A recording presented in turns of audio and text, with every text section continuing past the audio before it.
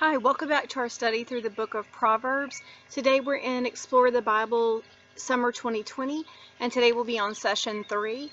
I'd ask you today, if you would, to bring some supplies with you, a pen or a pencil, and 2 or 3 different colors of highlighters for today's work.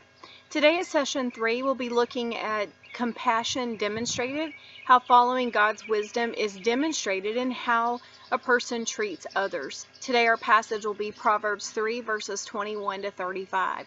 So today we're on page 28 in our book, and I just want to sort of recap us a little bit to think about this is Solomon's teaching to his son about wise living, and we know we can translate that into this is godly wisdom for everyone's life. And in the book of Proverbs we'll come across many proverbial sayings which are not always going to be 100% true, but they tend to be true. They're principles that when they're acted on, the end result is typically the outcome that we see here in the passage. So today we'll be thinking closely about how we can know if we're spiritually maturing.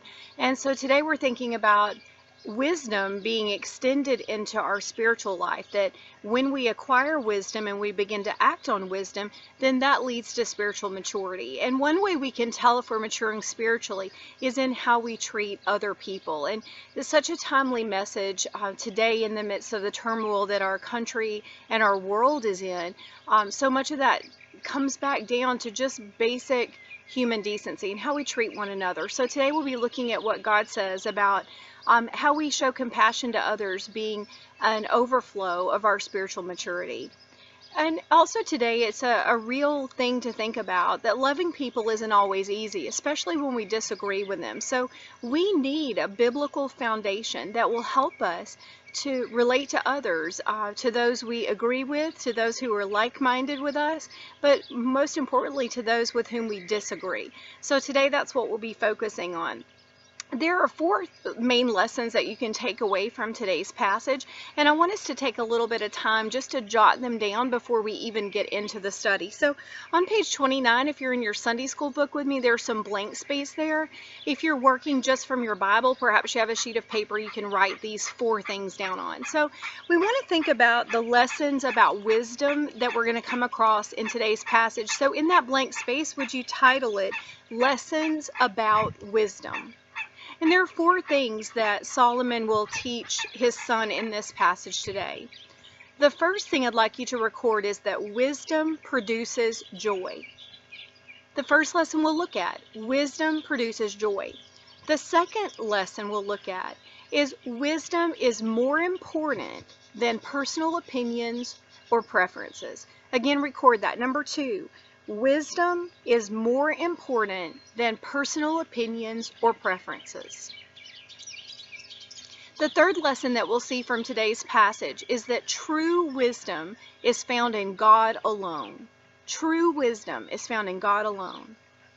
And the fourth and final lesson that we'll see today is that God-centered wisdom teaches us how to fairly and rightly relate and treat others. Godly wisdom teaches us how to fairly and rightly relate to and treat others.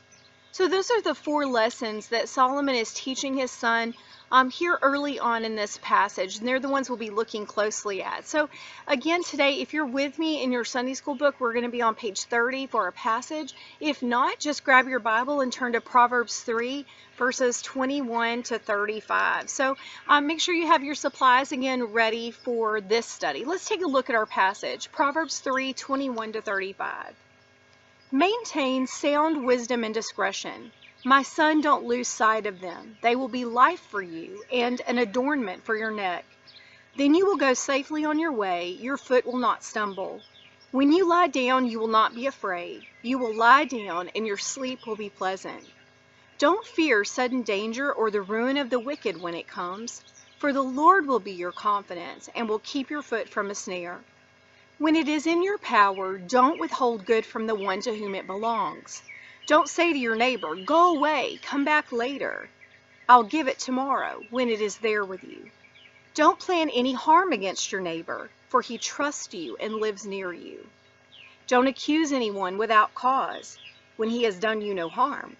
Don't envy a violent man or choose any of his ways, For the devious are detestable to the Lord, but he is a friend to the upright. The Lord's curse is on the household of the wicked, but he blesses the home of the righteous. He mocks those who mock, but gives grace to the humble. The wise will inherit honor, but he holds up fools to dishonor. So that's our passage today. We're going to be using our highlighters to look back through the passage at three main areas that are presented here. So grab the first color that you want to use today, and we're going to start to think about where we find rest. And the place we find rest, according to this passage, is in wisdom and discretion. So if you would take your highlighter and go to verse 21 and circle that phrase, wisdom and discretion. And then switch over to your pen for a second and let's record that note. This is where we find rest from fear. Where we find rest from fear. And that's in godly wisdom and godly discretion. So when we think about this age that we live in, what a powerful message for here and now. Where can we find rest from all the fear that surrounds so many different situations today?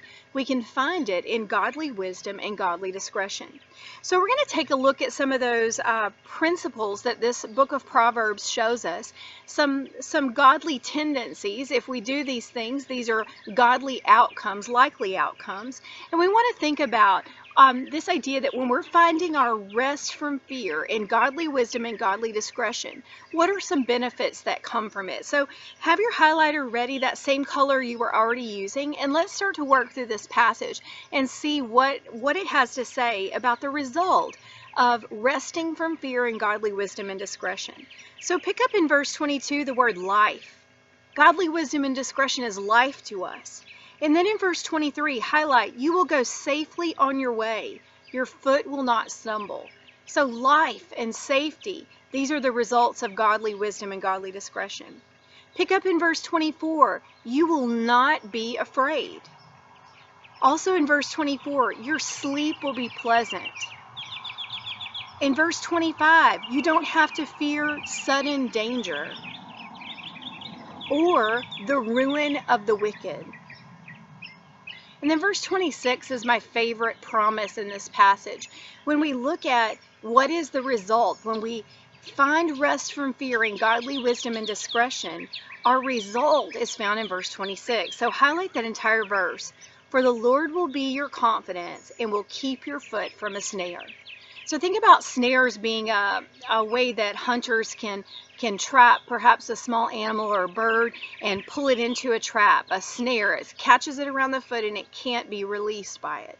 So think about the Lord being our confidence, and he will keep our foot from every snare, from anything that would entangle us, from anything that would drag us down, from anything that would lead ultimately to our harm. God will be our confidence, and he will keep our foot from that. So that's where we find our rest from fear in godly wisdom and godly discretion. And we see all these benefits that come because of it. So the end result here, the proverb that we can take away, is that the person who trusts God will find rest from fear. That's what we see supported by this passage. So already we see that first lesson we said we would learn is that wisdom produces joy. Well, when we think about having that rest from fear, that automatically leads to joy. When we have life and safety and a pleasant night's sleep, and we don't have to be afraid because God is our confidence, that's going to lead automatically to that joy that wisdom produces. So now let's move on to our second color highlighter, and let's pick up in verse 27, and we're going to start to think now about how do we know if we're following this godly wisdom or not. So we already said that finding rest from fear, we do that in godly wisdom. We said early on in this passage that part of our spiritual maturity is tied to how we treat other people. So we're going to start to look at that part of the passage today. And so that brings up that second big lesson that Solomon was teaching his son, that wisdom is more important than our personal preferences or our personal opinions. And we're going to look now at ways we know we're following godly wisdom when we're following these basic things that Solomon presents to his son. So with that second color highlighter, let's start to look at some things that we should be doing in our daily life that are evidence that we're following godly wisdom. So highlight with me in verse 27, we don't withhold good from the one to whom it belongs. And then switch over to your pen and let's think about what Solomon's meaning here when he says don't withhold good from the one to whom it belongs. So here we're talking about good that's owed. So underneath that word good, would you just draw an arrow out and let's use that blank space there to record some thoughts. So this is not withholding good from one to whom it belongs. Might be like paying for something that you owe, or repayment perhaps of a loan or something that you borrowed. That's the kind of thing that Solomon is talking about here, that we don't withhold good that's due or owed to other people. And then grab that highlighter again. Let's look at verse 28. Let's highlight here, don't say to your neighbor, go away, come back later, I'll give it tomorrow, when it is there with you. So then grab your pen and circle that phrase, when it is there with you, and record out beside it, meet needs now. Meet needs now. So if I know my neighbor has a need right now, perhaps for a hot meal or some medical supplies or a visit, and I've got the time and the resources to do it, I can't say to them, just go away and I'll get to you another day, when it's within my power to do it right there in that moment. So God calls us to do that, to meet needs as they arise, as He's already equipped us to do that. So that's the second thing that we see in this passage as a way we can know that we're following godly wisdom, when we're paying back things that are due, we're not withholding good, and we're meeting needs now when we're able to do it. And then in verse 29, grab that highlighter again, and let's highlight this phrase, don't plan any harm against your neighbor. I want to step away from the passage just really briefly here and talk about the power of our words. We want to be careful that we're not just paying lip service to the face of or in the presence of our neighbor. We also want to protect our neighbors from gossip. So that's an important thing to think about here, is that words are powerful and words are damaging. So we want to make sure that we're protecting ourselves from gossip and thereby protecting our neighbors from gossip. So we don't want to plan any harm against our neighbor, even harm that could come from our words. And then in verse 30, highlight again, don't accuse anyone without cause. And then you can draw a line out from that and write, speak truth. So again, thinking about the power of our words, when we're looking at how do we know we're following godly wisdom, we're doing that in some really practical ways, like repaying things that are owed and meeting needs as they arise. But we're also doing that by protecting other people, protecting them with our words, and making sure that we always speak the truth. That's what God calls us to do. And so now that we've looked at these different ways we can know that we're treating others through godly wisdom, I do also want to make a point here of saying that just because we're doing those things does not mean we're living according to godly wisdom. We might just be living in our own strength, trying to be a good moral person. So again, it goes back to last week's lesson that we have to check the motive of our heart. Am I protecting my neighbor because I love my neighbor, because my neighbor is made in the image of God Himself and I want to protect and love them? Or am I doing that so that people in the community will say, oh, look what a good neighbor he or she is? So I want to make sure that I'm always checking the motive of my heart. What's causing me to act? And if that's coming from a place of godly wisdom and godly motivation, then you're right on track doing exactly what God has called you to do. So just be encouraged in that God looks at our heart, not at what other people can see. So now we've looked at those first two lessons that Solomon is teaching to his son about wisdom producing joy and godly wisdom being more important than our personal preferences or our opinions. And now we're going to switch gears a little bit to the last part of the passage. So I'd ask you to choose your third color highlighter, or if you're using the same highlighter, just switch what you're doing. So instead of highlighting, circle or underline.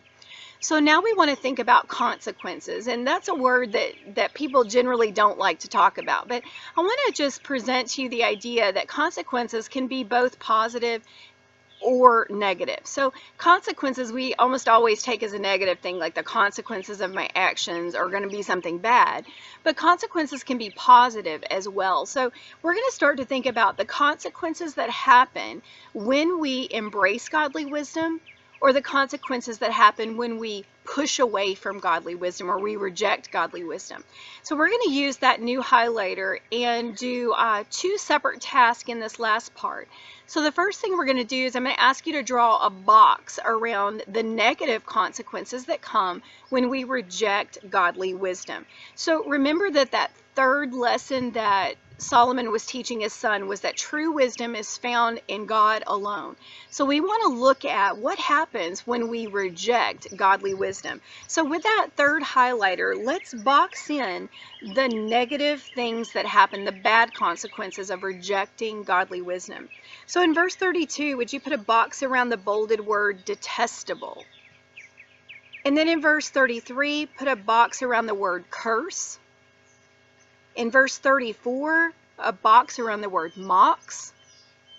And then in verse 35, a box around the word dishonor. We're just going to unpack that really quickly. So we're thinking about the negative consequences that come from rejecting godly wisdom. So look at what this passage has to say based on those things we boxed in, that when we reject godly wisdom, we are detestable to the Lord. We are cursed by the Lord. We are mocked by the Lord, and we are dishonored by the Lord. That's the negative consequences that come from rejecting godly wisdom. Using that same highlighter, we're going to switch over and think about what are the positive consequences that come from following godly wisdom. So this time we're going to circle. So circle with me in verse 32 the word friend. In verse 33, blesses. In verse 34, grace. In verse 35, honor. So now that we've found these words, let's take a look and unpack this. What are the positive consequences that come from following godly wisdom? According to this passage, instead of God seeing us as detestable, now he would see us as a friend. Instead of God cursing us, he would now bless us. Then in verse 33, instead of mocking us, God would give us grace. In verse 35, instead of God dishonoring us, now he would honor us. So those are some pretty powerful opposites, if you will, when you look at what are the consequences of following or not following godly wisdom. So the big takeaway from this section is that the Lord will make sure that he embraces those who follow godly wisdom. And we see that there through those words like friend and blesses and grace and honor. We see that God will do that. So when we want to take this whole passage now and sort of bring it back to the title of our lesson, which was compassion demonstrated, we want to think about that fourth lesson that Solomon was teaching his son, was that God-centered wisdom teaches us how to fairly and rightly treat other people. So we've seen that sort of across this passage. In that first passage, we've seen this emphasis on how we relate to God ourselves and what God promises us as a direct result of following godly wisdom.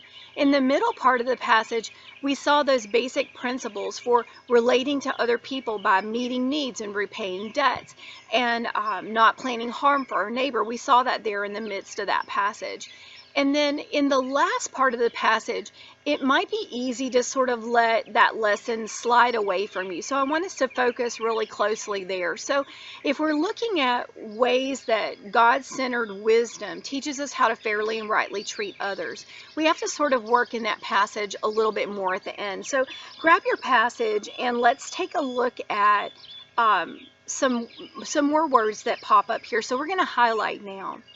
So in verse 31, I'd like you to highlight that whole verse. Don't envy a violent man or choose any of his ways. So God's trying to show us how to fairly and rightly treat others. So he's saying, don't be like the violent man. Don't follow in his ways. Also in verse 32, highlight the word devious. The word devious to me has nothing but negative consequences and negative connotations. So when I think about God saying, treat people rightly by not being devious toward them, that means I'm looking out for their best interest and not for their harm, for their good and not for evil. In verse 33, highlight the word wicked. So I can't be fairly and rightly treating others, following godly wisdom, if my heart is wicked. So we see that verse there. And then in verse 34, let's highlight the phrase, those who mock. So those who mock would be those who are proud or think they're better than or don't need God or don't need other people. So we want to think about, God says don't be like that. That's not the way to rightly relate to others, by mocking and pridefulness. And then in verse 35, highlight the word fools. So the way that we relate to other people can't be by being a fool. And a fool, we know, is one who would reject God's teaching. So if we're thinking about that in terms of this whole passage, God is calling us to lives of compassion, lives of care and watchfulness for other people. So when we demonstrate that compassion to others, that's that natural extension of godly wisdom. So in our life, when we follow that wisdom of God, that's what is the result, is how we treat other people. And we should treat other people the way Christ would, lovingly, with humility, with grace and mercy. That's what God calls us to do. Now let's wrap up this passage by looking at page 32 at our life application points for today. So God offers peace to those who trust him. That was the first thing that we saw. The lesson that Solomon was teaching his son is that godly wisdom produces joy. And we can think about joy being that fixed condition. And so if I'm in a fixed condition of contentment with God in my life, and I know that he loves me, and I know that he wants what's best for me, and I know that he calls me to a life of service, then I can lay my head on my pillow at night and have a great measure of peace, because I find myself in the midst of that contented joy with God. Secondly, God expects his people to treat others with kindness. We saw that in two of the lessons that Solomon taught his son, the second and the fourth. The second one was that godly wisdom is more important than personal opinions or preferences. And the fourth one was that godly wisdom teaches us how to fairly and rightly relate to and treat other people. So God shows us time and time again throughout his word what he expects of us and how he expects us to treat others. And ultimately it can be boiled down to this one phrase, with kindness. The third life application point today is that God blesses those who know him. And we really looked at that through the lens of the third lesson Solomon taught his son, that true wisdom is found in God alone. And when we embrace godly wisdom and we seek after godly wisdom, then we can find rest from fear. Remember all those promises early on in the passage that we could have life and safety and peace. All of those things are the blessings that God promises us as we know him and trust him. So this week I want to encourage you, just to close out here, to continue in your daily exploration. You'll go back each day and look at a particular piece of the text and have some additional work to do. So I want to be clear to say that this is extra. It's not necessarily things that we covered in our lesson today. So this is a place for you to extend your learning and understanding of this passage. I also want to encourage you to continue to work on your memory verses. These can be found on page 7 in your book. For this week, our memory verse is Proverbs 3:27. When it is in your power, don't withhold good from the one to whom it belongs. I also want to encourage you, if you have not yet started, to read the entire book of Proverbs. You can find a reading plan on page 6. You can start right from the beginning. If catching up at this point is beginning to be a little bit daunting, since we're well down into this list. So remember that it's important that you read the entire book of Proverbs, not just the pieces that we'll be studying in our Sunday school lessons. So I encourage you this week to either join our church family live on Sunday morning in person if you are able and comfortable doing that, or join on Facebook Live for our Sunday morning service. And remember, this week is Father's Day, so be thankful for the fathers that God has placed in your life, and remember to give them honor this week. Praying for you all, and be safe and make smart decisions, and I'll see you next time.